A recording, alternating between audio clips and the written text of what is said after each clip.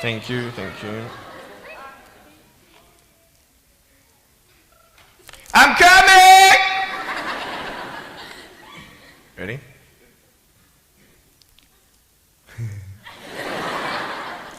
Hey, is that cool?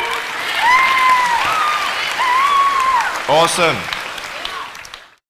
I want to talk about like when I started, going to school and stuff, a lot of people put me down, you know what I mean? Like people tease each other. I mean, people come up and say, hey, you're fat, you're fat, you're fat, you're fat, you're fat, you're fat, you're fat, you like, lose some weight, and you're like, you go home and you look at yourself in the mirror and go, I'm fat, right? And so many people tease each other. Oh, you're too short, you're too tall, you look whatever.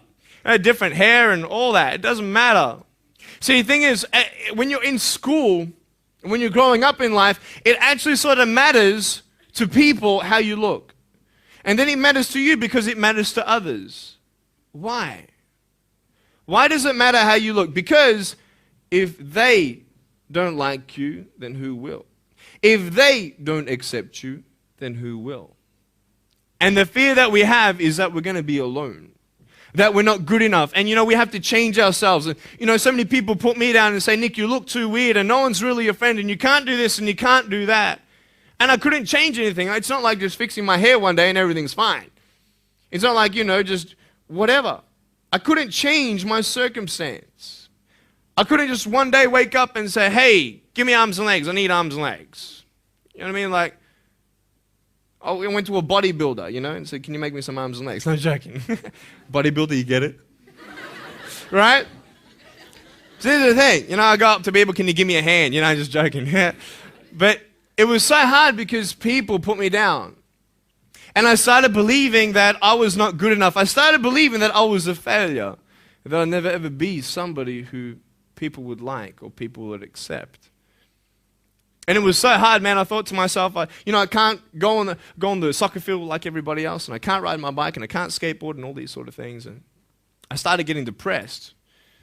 I thought, what kind of purpose do I have to live? I mean, are you just here to live to die? I mean, is there not a purpose for me? Is there not a purpose in life? And I had questions and no answers. And I asked my mum and dad, why did this happen? I asked doctors, why did this happen? And they don't know. There are some things in life that are out of your control that you can't change and you got to live with. The choice that we have, though, is either to give up or keep on going. I want to ask you, what are you going to believe? Are you going to believe in yourself? Are you going to believe everybody else's judgment on you? Are you going to believe people when they say that you're a failure, when no one really likes you, no one really cares about you? And it's not really to say that, hey, you need someone to come up and say, hey, really, I like you, I care about you. No, it's not that, but it's the fact that people put you down. People don't even look you in the eye. People ask you how you are, and you say fine, but you're not fine, and they'll never know that. I tell you, life is interesting. Life's a journey. See this phone here? Let's say that I want to go to the phone, right? And I start from over here. Now, to get to the phone, it's not like I'm going to start meditating and going hum, right? And float across the air, right? It's not going to work. It's not like I'm going to go hum and woo, it's not going to work. So I have to take one step at a time, one step at a time, one step at a time. You can only take one step at a time. I don't care how big your step is, it's only one step at a time. You can't do 2 steps in one. You understand? So it's like one step at a time. And you take steps in this direction, you take steps in that direction, and sort of get lost along the way, and sometimes you fall down. Now, to illustrate my point, I'm going to jump off the table, do a back twist, and land on the floor. Okay? Is that cool? Are you ready? Oh, there's a clock there? Okay, can you move the clock for a second, please? Beautiful, beautiful. All right. You ready? So, are you guys ready? Just let me know when you're ready. Are you ready? Okay, ready? 1, 2. I'm joking, man. Are you serious? Just put the clock back there. If I did that, I'll break my arm or something. You know what I mean? But honestly, along the way, you might fall down like this. Ready? Right? Hello! Right. So what do you do when you fall down? Get back up. Everybody knows to get back up, because if I start walking, I'm not going to get anywhere. But I tell you, there are some times in life where you fall down and you feel like you don't have the strength to get back up.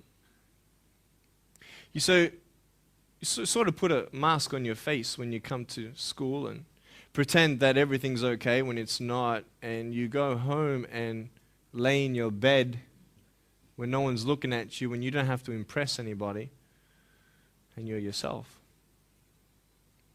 And fear comes in. You know the fear that you have as soon as you walk into the doors of your house. Maybe there's a broken home. Maybe you have doubt in your life. Maybe you don't know for sure what's going to be happening in the future, and it scares you. Maybe you're worried about what people think of you, what people say about you. Just that fear paralyzes you. And I just want to ask you today, do you think you have hope? Because I tell you, I'm down here, face down, and I have no arms, no legs. It should be impossible for me to get back up. I mean, you go home and tie the legs and arms of your brothers and sisters and like push them down and see how long it's going to take them to get back up. You know what I mean? You know, you can tell them that you'll see them tomorrow. You know what I mean? But this is the thing. It should be impossible for me to get back up, but it's not. You see, I will try 100 times to get up, and if I fail 100 times, if I fail and I give up, do you think that I'm ever going to get up? No. But if I fail, I try again and again and again. For as long as I try, there's always that chance of getting up. Does that make sense? And it's not the end until you've given up. And just the fact that you're here should persuade you that you have another chance to get back up. There's still hope. I'm not here today to tell you that I understand your pain. I don't know how it feels to be abused. I don't know how it feels to feel, quote, fat and you've got an eating disorder. I don't know how it feels to have a broken home. I don't know how it feels. But I know how it feels to have a broken heart. And I know how it feels to be alone. And I want you to know that I found my strength in Jesus Christ, and you're going to find your strength in whatever you find it in. But I just want you to know that it's not the end. It matters how you're going to finish. Are you going to finish strong? And you will find that strength to get back up like this.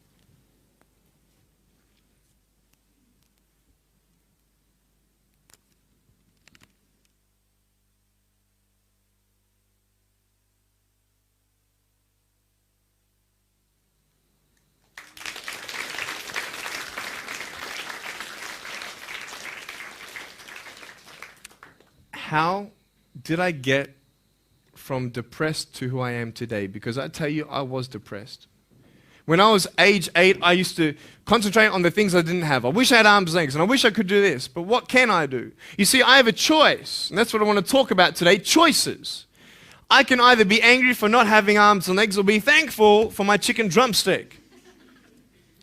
And you see, I can still do a lot of things. At home, I can brush my teeth, comb my hair, get myself ready in the morning. And I'm traveling around the world. It's amazing. But I had to ask myself a couple questions. And the first question was really, who am I? Who am I? I'm Nick Vujicic, but who is that?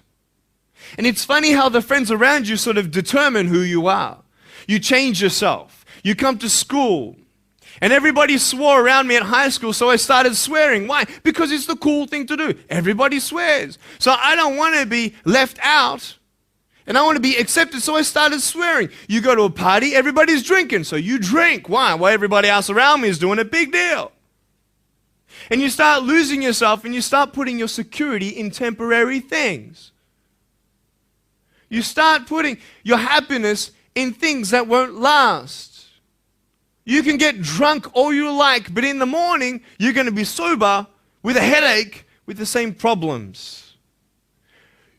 You want to be high the rest of your life on drugs? Everybody says, don't do drugs, don't do drugs. Well, why? Why do we even go there? It's either out of curiosity, peer pressure, or trying to escape reality. Basically, three things. That's why we go to drugs.